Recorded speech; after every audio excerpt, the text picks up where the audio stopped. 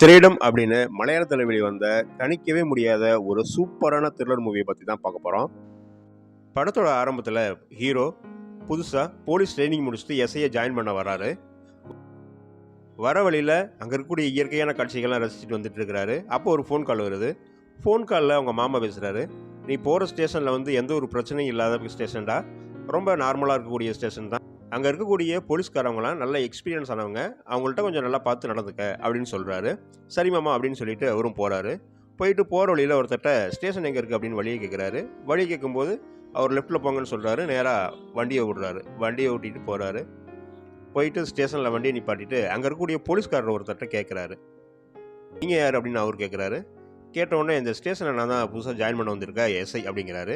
ஓ அப்படிங்களா அப்படின்னு சொல்லிட்டு கூட்டிகிட்டு போகிறாரு. கூட்டிகிட்டு போய் அங்கே இருக்கக்கூடிய போலீஸ்காரங்க எல்லாமே வர்றாங்க. வந்து அவங்கள அறிமுகப்படுத்திக்கிறாங்க. சார் நம்ம எங்கே சார் தங்குறது அப்படின்னு கேட்குறாரு. நம்மளுக்கு பின்னாடி கெஸ்ட் ஹவுஸ் இருக்குது சார், அதெல்லாம் தங்கணும் அப்படின்னு சொல்லிட்டு அங்கே இருக்கக்கூடிய போலீஸ்காரங்களாம் அவரை கூட்டிகிட்டு போகிறாங்க. போய் கெஸ்ட் ஹவுஸை பார்க்குறாரு. பார்த்துட்டு யூனிஃபார்ம் மாட்டிக்கிட்டு டியூட்டியில் ஜாயின் பண்ணுறதுக்காக உயரதிகாரியை பார்க்க போகிறாங்க. போய் டியூட்டியில் ஜாயின் பண்ணிவிட்டு வர்ற வழியில் ஒரு ஹோட்டல் இருக்குது, அங்கே நல்லா சாப்பாடு கிடைக்கும் அப்படின்ட்டு மற்ற போலீஸ்காரங்களாம் சொல்கிறாங்க. சரிங்க அப்படின்னு சொல்லிட்டு அங்கேயே சாப்பிட்றாங்க. சாப்பிட்டுட்டு கிளம்பி வந்துட்டுருக்குறாங்க. வர்ற வழியிலேயே ஏற்கனவே ஒரு போலீஸ்கார் லீவில் இருப்பார். அவங்க அம்மாவுக்கு உடம்பு சரியில்லை அப்படின்னு சொல்லிட்டு ஒரு 2 நாள் லீவில் இருப்பார். அந்த போலீஸ்காரரை போய் பார்த்துட்டு போயிடலாம், அப்படியே வீடு பக்கம் தான் இருக்குது அப்படின்னு சொன்னோடனே சரிங்கண்ணா அப்படின்னு சொல்லிட்டு அவரும் பார்க்க போகிறாங்க. போய் அவரை பார்க்குறாங்க. அவங்க வீட்டில் இருக்கக்கூடிய அவங்க அம்மாவை பார்க்குறாங்க. அவங்க அம்மாவை பார்க்கும்போது அந்த போலீஸ்காரருக்கு ஒரு ஃபோன் கால் வருது. அது ஒரு சவுண்டு, அது ஒரு வித்தியாசமான சவுண்டு. அந்த சவுண்டு வச்சு ஒரு ஃபோன் கால் வந்துட்டுருக்கு. அதை பார்த்துட்டு அதை நோட் பண்ணுறாரு. நோட் பண்ணிவிட்டு பார்த்துட்டு பேசிட்டு வர்றாங்க. பேசிட்டு வந்தவுடனே அன்றைக்கி நைட்டே ஸ்டேஷனில் ஒரு பார்ட்டி வைக்கிறாங்க. பார்ட்டியில் வந்து ஒரே ரகலை பண்ணிகிட்டு இருக்கிறாங்க. இவர் அதில் கலந்துக்க மாட்டேங்கிறாரு. இவருக்கு சரக்கடிக்கிற பழக்கம்லாம் இல்லை அப்படின்னு சொல்லிட்டு அவர் கலந்துக்கல.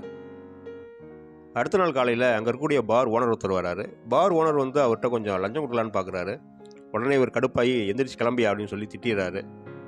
திட்டிட்டு அங்கே இருக்கக்கூடிய போலீஸ்காரரை கூப்பிட்டு கேட்குறாரு. அவர் இங்கே இருக்கக்கூடிய செலவெல்லாம் நான் இப்படி தான் சார் பார்க்குறோம், வேறு வழி இல்லை, கொஞ்சம் கொஞ்சம் வாங்கி அட்ஜஸ்ட் பண்ணிக்க வேண்டியதா அப்படின்னு சொல்கிறாரு. உடனே அங்கேருந்து ஒரு ஃபோன் கால் வருது. ஃபோன் கால் வந்து உள்ளூருக்குள்ளே வந்து ஒரு சின்ன சண்டை நடக்குது. அந்த சண்டையில் வந்து ஒரு பையனை ஸ்டேஷன் கூட்டிகிட்டு போகிறாங்க. கூட்டிகிட்டு போயிட்டு விசாரிக்கிறாங்க. விசாரிக்கும்போது அவன் கஞ்சா அடிச்சுட்டு சண்டையில் இருக்கிறான். அவன் மேலே கேஸை போடலாம் அப்படின்னு பார்க்குறாங்க. சரி பரவாயில்ல, அவன் வெளியூர் போகிறவனா இருக்கிறான், அதனால் இவன் மேலே கேஸ் போட வேணாம் சார், பாவம் போய் பொழைச்சிட்டு போகிறான் அப்படின்னு சொல்கிறாங்க. சரின்ட்டு விட்டுறாரு. அவரும் விட்டுறாரு. விட்ட உடனே கொஞ்ச நேரம் கழித்து பார்த்தீங்கன்னா ஒரு ஃபோன் வருது. ஃபோன் வந்ததுன்னா ஒரு தோட்டத்துக்குள்ளே இந்த செடியெல்லாம் வெட்டுறவர் ஒருத்தர் வெட்டிகிட்டு இருக்கிறாரு. வெட்டிகிட்டு இருக்கிறவர் ஃபோன் பண்ணுறாங்க. இப்போலாம் அங்கே ஒரு கை கிடக்குங்க சார் அப்படின்னு சொல்கிறாங்க. உடனே ஷாக்காகி எல்லாம் கிளம்புறாங்க. கிளம்பி போய் அங்கே பார்க்குறாங்க. பார்த்து தேடுறாங்க. ஒரு மனுஷனோட கை கிடக்குது. இந்த பக்கம் வேறு ஏதாவது இருக்குதா, ஏதாவது உடம்பு பாடி கீடி கிடக்குதா அப்படின்னு தேடி பார்க்குறாங்க. கொஞ்சம் தூரம் தள்ளி பார்த்தா ஒரு மனுஷனை வந்து புதைச்சி வச்சுருக்கிறாங்க. அந்த பாடியை போஸ்ட்மார்ட்டம் பண்ணுறதுக்காக அனுப்புகிறாங்க.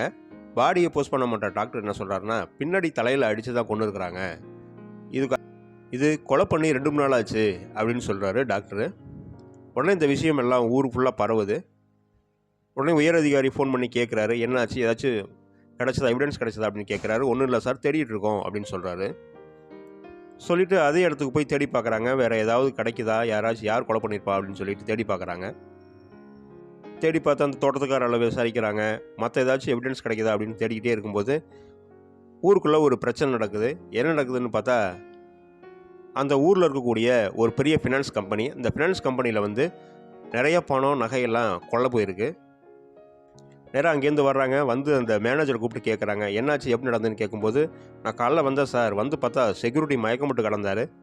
மயக்கமிட்டு கிடந்தது, பூட்டெல்லாம் உடச்சி உள்ளே வந்து பார்த்தா பணம் நகையெல்லாம் நிறைய கொள்ள போயிருக்கு, திருடு போயிருக்கு அப்படின்னு சொல்கிறாரு. 150 பவுன் நகையும் 50 லட்ச ரூபா பணமும் போயிருக்கு சார் அப்படின்னு சொல்லிட்டு ஒரு கணக்கு சொல்கிறாங்க. உடனே அங்கே கூடிய மக்கள்லாம் போராட்டம் பண்ணுறாங்க. என்னை கண்டுபிடிப்பீங்க, யார் கண்டுபிடிப்பீங்க, யார் திருடனா அப்படின்னு சொல்லிட்டு கேட்குறாங்க. சரி இதெல்லாம் யார் சம்மந்தப்பட்டிருப்பா அப்படின்னு ஒருத்தராக விசாரிக்கிறாங்க. அதில் அடகு வச்சவங்க, அதில் ஃபைனான்ஸ் வாங்கினவங்க, அதுலேருந்து யார் பாதிக்கப்பட்டிருக்காங்களோ அவங்க ஒவ்வொருத்தராக வீடு போய் பார்க்குறாங்க, விசாரிக்கிறாங்க. விசாரிக்கும்போது உள்ள வெளியில் பார்த்தா ஒருத்தர் ஃபேமிலி வந்து உட்காந்துருக்காங்க. என்ன விஷயம் அப்படின்னு கேட்குறாரு. ஒரு பொண்ணு என்ன பண்ணுறான்னா, ஒருத்தரோட பழகுறா. அவன் வீடியோ எடுத்து வச்சுட்டு மிரட்டுறான். எனக்கு 5,00,000 ரூபா காசு கொடுத்தா தான் அந்த வீடியோவை நான் கொடுப்பேன். அப்படி இல்லை அப்படின்னா அதை நான் நெட்டில் போட்டுருவேன் அப்படின்னு சொல்லி மிரட்டுறான். அது ஒரு சின்ன ஐடியா கொடுத்து இது போல் பண்ணுங்க நாங்கள் இருக்கோம் அப்படின்னு சொல்லிட்டு அனுப்பிடுறாரு. சொல்லிவிட்டு அங்கே இருக்கக்கூடிய ஒரு லேடி போலீஸ்கிட்ட எனக்கு ஒரு உதவி பண்ணுங்க அப்படின்னு சொல்லிட்டு ஒரு விஷயத்த சொல்கிறாரு. அந்த காணாப்போன நகை, காணாப்போன பணம், அதே போல் எனக்கு டம்மியாக வேணும் அப்படின்னு சொல்லிவிட்டு நீங்கள் ரெடி பண்ணுங்கள் நான் பார்த்துக்கிறேன் அப்படின்னு சொல்லிட்டு கிளம்பிடுறாரு. அந்த பக்கம் பார்த்தா உடனே ஃபினான்ஸ் கம்பெனிக்கு முன்னாடி எல்லாம் போராட்டம் பண்ணிகிட்டு இருப்பாங்க. பண்ணிகிட்டு இருக்கும்போது இங்கே வந்து சமாதானப்படுத்திட்டு இருப்பார். நான் கண்டுபிடிச்சிருவேன், டைம் கொடுங்க அப்படின்னு சொல்லி கேட்டுட்டு இருக்கும்போது அங்கேருந்து ஒரு போலீஸ்காரர் வருவார். போலீஸ்காரர் வந்தால் இவ்வளோ டேம்லேருந்து ஒரு பணம் மருந்து வருது சார் அப்படின்னு சொல்லுவார். அடுத்த 2வதாக ஒரு கொலை நடந்திருக்கும். நேராக டேமில் வந்து பார்க்குறாங்க. அப்போ அந்த பணம் வந்து அழுகி போன நிலையில் கிடைக்கும். ப்ரெஸ்ஸு, மீடியா எல்லா பக்கம் பரவுது. மேல் உயரதிகாரிலாம் ஃபோன் பண்ணுறாங்க. என்னையா ஒரே கொலையாக நடந்துகிட்ருக்கு, என்ன நடக்குது அப்படின்னு சொல்லி அவரை கேட்குறாங்க.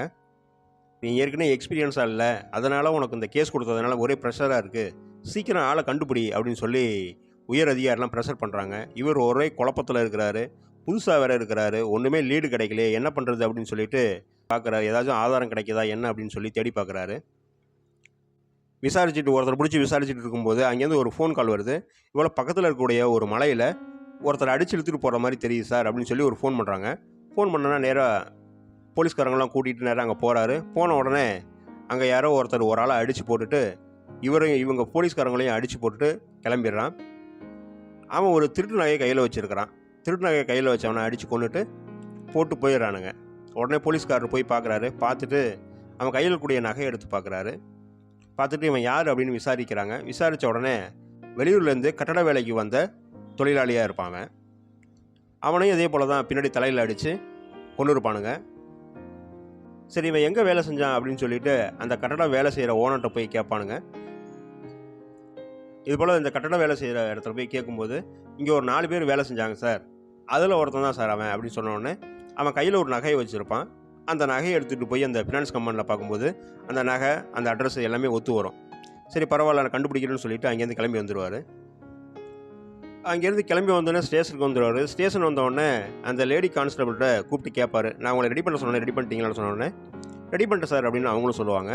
அந்த ஃபினான்ஸ் கம்பெனியோட மேனேஜரும் ஓனரும் வந்திருப்பாங்க. வந்தவுடனே அவங்கள உள்ளே கூப்பிடுங்க அப்படின்னு சொல்லிட்டு உள்ளே கூப்பிட்டு அந்த திருடு போன நகை, பணம் அதோட டம்மி வச்சுருப்பார். வச்சு சேஃப் ஒன்று வச்சுருப்பாங்க. அந்த சேஃபில் வந்து நீங்கள் வச்சு காட்டுங்க, நாங்கள் வச்சு பார்த்தோம் வைக்க முடியலையே அப்படின்னு சொல்லி கேட்பார். உடனே அவன் வச்சு பார்ப்பானோ வைக்க முடியாது. உடனே கண்டுபிடிச்சிடுவார்.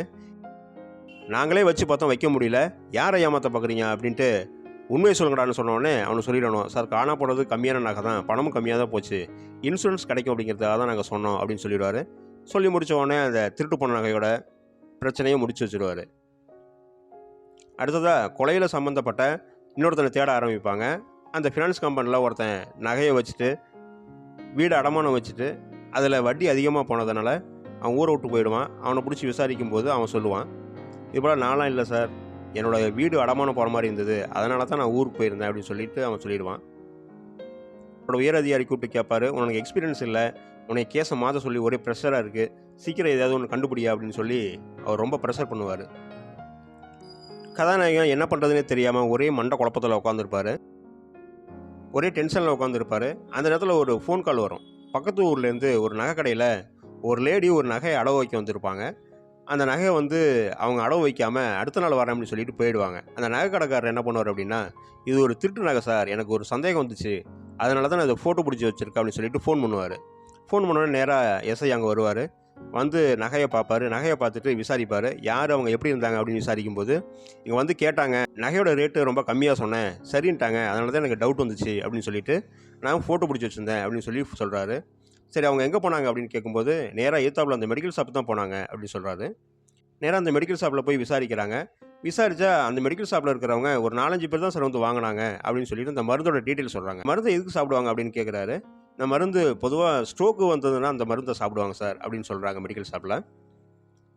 சரி அப்படியா அப்படின்னு சொல்லிட்டு கிளம்புவார். இங்கேருந்து கிளம்பும்போது அந்த நகைக்கடையில் இருக்கக்கூடிய பையன் வருவான். பையன் வந்து பார்த்துட்டு என்னப்பா விசாரிச்சுட்டு போகிறாங்கன்னு சொன்னோடனே, இது போல் அந்த லேடியை பற்றி விசாரிக்கிறாங்கப்பான்னு சொன்னோடனே உடனே அவன் கூப்பிடுவான், சார் அவங்க வந்தாங்க, பேசுனாங்க, அவங்களுக்கு ஒரு ஃபோன் கால் வந்தது, அந்த ஃபோன் காலோட ரிங்டோன் வந்து ஜெண்டா மேளமாக இருந்துச்சு அப்படின்னு சொல்லி ஒரு ரிங்டோனை சொல்லுவான். அப்படியா அப்படின்னு சொல்லிட்டு சரின்ட்டு போயிட்டே இருக்கும்போது இவருக்கு திடீர்னு ஒரு யோசனை வரும். இந்த போலீஸ்காரரு ஸ்டேஷனில் இருக்கக்கூடிய போலீஸ்காரோட அம்மா உடம்பு சரியில்லைன்னு ஒரு வீட்டுக்கு போயிருப்பாங்க பார்த்தீங்களா, அந்த வீட்டில் அந்த போலீஸ்காரருக்கு ஜெண்டா மேலே அடிக்கிற ஒரு ரிங்டோன் வரும். உடனே அவருக்கு மைண்டு யோசிக்கும். யோசித்து போய் செக் பண்ணி பார்ப்பாரு. செக் பண்ணி பார்க்கும்போது அந்த லேடியோட அந்த போலீஸ்காரோட ஒய்ஃபை ஃபேஸ்புக்கில் பார்ப்பாரு. ஃபேஸ்புக்கில் பார்க்கும்போது அவங்களோட ஃபோட்டோ எடுத்துகிட்டு போய் அந்த நகைக்கடையில் கேட்பார். நகைக்கடையில் கேட்டால் இந்த லேடி தான் சார் கொண்டு வந்தாங்க அப்படின்னு சொல்லி நகைக்கடைக்காரரும் ஒத்துக்குவார். நேராக அதுக்கப்புறமா தேடி பார்ப்பாரு. தேடி பார்த்த உடனே கொஞ்சம் கொஞ்சமாக பார்க்கும்போது எல்லா விஷயமும் இவருக்கு புரிய வரும். இவங்க தான் திருடியிருக்காங்க அப்படின்னு சொல்லிட்டு, இவங்க தான் கொலை பண்ணியிருக்காங்க, திருடியிருக்காங்க அப்படிங்கிற விஷயம் எல்லாமே அவருக்கு போலீஸ்காரருக்கு தெரிய வருது. நேராக ஸ்டேஷனில் போய் கேட்குறாரு, உங்களை அண்ணன் தம்பி போல் பார்த்தனடா, நீங்கள் என்னை எப்படி ஏமாத்திட்டீங்களே அப்படின்னு சொன்ன உடனே அதுக்கப்புறம் தான் கேட்குறாரு, சொல்லுங்கள் ஏன் திருடுனீங்க, ஏன் கொலை பண்ணீங்க அப்படின்னு சொல்லும்போது அதுக்கப்புறம் தான் விஷயமே தெரிய ஆரம்பிக்குது அவருக்கு. அந்த ஒரு போலீஸ்காரர் மட்டும் திருடலை, அங்கே இருக்கக்கூடிய எல்லா போலீஸ்காரருமே சேர்ந்து ஒரு டீமாக செயல்பட்டு தான் இந்த கொலை பண்ணியிருக்கிறாங்க.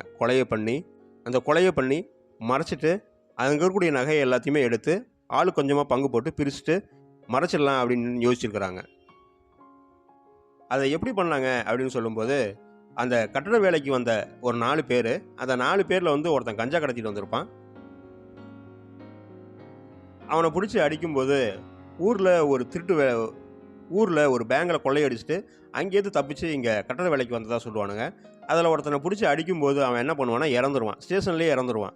இறந்த உடனே இதை எப்படியாச்சும் மறைக்கணும் அப்படின்னு சொல்லிட்டு தூக்கிட்டு போய் கையை வெட்டி தனியாக ஒரு இடத்த போட்டுட்டு உடம்பு ஒரு இடத்த போட்டு மறைச்சிடுவாங்க. சரி, இந்த கேஸை எப்படி மறைக்கலாம், வேறு பக்கம் திருப்பலாம் அப்படின்னு யோசிக்கும் போது தான் அதில் இருக்கக்கூடிய ஒரு போலீஸ்காரர் என்ன பண்ணுறாரு அப்படின்னா, அந்த 3 பேரையும் வர சொல்லு, அவங்க ஏற்கனவே திருடிருக்கானுங்கல்ல, அவனை வச்சு இந்த ஃபினான்ஸ் கம்பெனியில் நம்ம திருடுவோம் அப்படின்னு சொல்லி ஒரு பிளானை பண்ணுறாங்க. பிளானை பண்ணும்போது அந்த 3 பேரும் வர்றானுங்க. 3 பேரோட ஒரு டீலை பேசுகிறாங்க. டீலை பேசி அவனோட போக சொல்கிறாங்க. அவனுக்கு 3 பேரும் போய் அந்த ஃபினான்ஸ் கம்பெனியில் என்ன பண்ணுறானுங்க அப்படின்னா, அந்த நகை பணம் எல்லாத்தையும் திருடிட்டு வரானுங்க. திருடிட்டு வந்த உடனே எங்களுக்கு இது பத்தாது, எங்களுக்கு இன்னும் பர்சன்டேஜ் அதிகமாக கொடுங்க அப்படின்னு சொல்லி போலீஸ்காரங்கள்ட்ட கேட்குறானுங்க. இவங்க ஒத்துக்க மாட்டேங்கிறாங்க. ஒத்துக்காமல் என்ன பண்ணுறாங்க, வாக்குவாதம் வருது. வாக்குவாதம் வரும்போது போலீஸ்காரங்க எல்லோரும் சேர்ந்து அவங்க 3 பேரையும் அடித்து கொன்னுடுறாங்க. மொத்தமாக எல்லாத்தையுமே கொன்னுடுறாங்க. அதில் ஒருத்தனை மட்டும் தலைமறைவு அப்படின்னு சொல்லிட்டு மறைச்சிடுறாங்க. ஏன்னா அந்த 4 பேரும் சேர்ந்து கொள்ளையடிச்சதில் ஒருத்தன் 3 பேரையும் கொன்னுட்டு பாக்கி நகை பணம் எல்லாத்தையும் எடுத்துக்கிட்டு அவன் தலைமறைவாயிட்டான் அப்படின்னு சொல்லி அவன் மேலே கேஸை திருப்புறதுக்காக இந்த வேலை எல்லாமே பண்ணிடுவாங்க. அதில் இருக்கக்கூடிய நகை பணம் எல்லாத்தையும் ஆள் கொஞ்சமாக ஷேர் பண்ணிக்கிட்டு இந்த கேஸ் அவன் மேலே திருப்பி விட்டுறலாம் அப்படின்னு யோசிக்கும் போது தான் இன்ஸ்பெக்டர் கொஞ்சம் கொஞ்சமாக தேடி கண்டுபிடிச்சிடுவார். கண்டுபிடிக்கும் போது தான் ஒரே ஷாக்காக இருக்குது. ஸ்டேஷனில் இருக்கக்கூடிய எல்லா போலீஸ்காரங்களுமே இந்த வேலையை சேர்ந்து பண்ணியிருக்காங்க, ஒரு குரூப்பாக தான் பண்ணியிருக்காங்க அப்படின்னு சொல்லி அவரே ஷாக்காகிறாரு. ஷாக்கான உடனே அந்த போலீஸ்காரங்களாம் என்ன பண்ணுறாங்க அப்படின்னா, இந்த விஷயம் வெளியே தெரியக்கூடாதுன்னா உங்களையும் நான் கொல்லணும் அப்படின்னு சொல்லிட்டு எல்லாரும் சேர்ந்து அவர் அடிக்கிறாங்க. இவர் எல்லாத்தையும் அடித்து போட்டு போலீஸில் பிடிச்சி கொடுத்துட்றாரு.